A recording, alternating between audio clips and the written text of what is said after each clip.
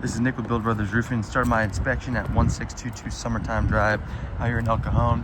We're on top of an asphalt shingle roof, an architectural asphalt shingle roof. This product is in pretty good shape.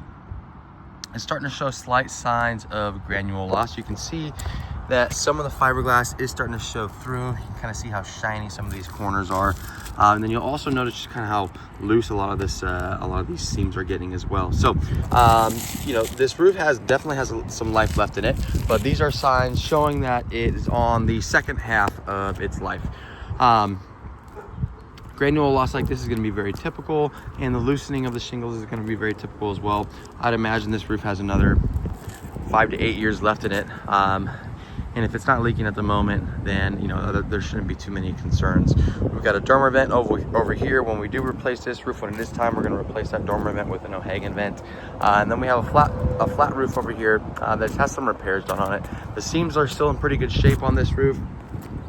Everything's still staying intact. No real need for concern on this portion. It looks like there might have been some leaks on this section in the past, but you can see that there have been some repairs as well.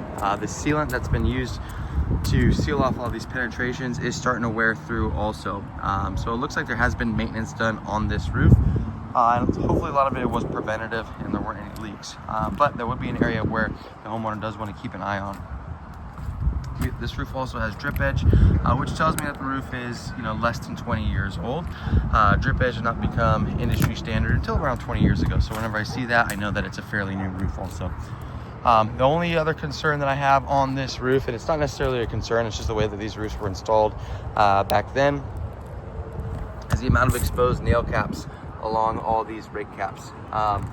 So these exposed nail heads are always a potential leak waiting to happen. Right, so we want to make sure that as a homeowner, we are proactive when it comes to checking on the roof, making sure everything's good to go. Again, you can see the penetrations.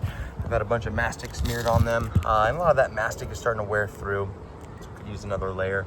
But overall, this roof is still in pretty good shape. You know, again, I would give it another 5 to 8 years, possibly more, depending on the weather that we get and just the overall condition of it. But when we do this, when it is time to redo this roof, everything is going to get tore off to the decking. Synthetic underlayment is going to replace the felt underlayment that's underneath it.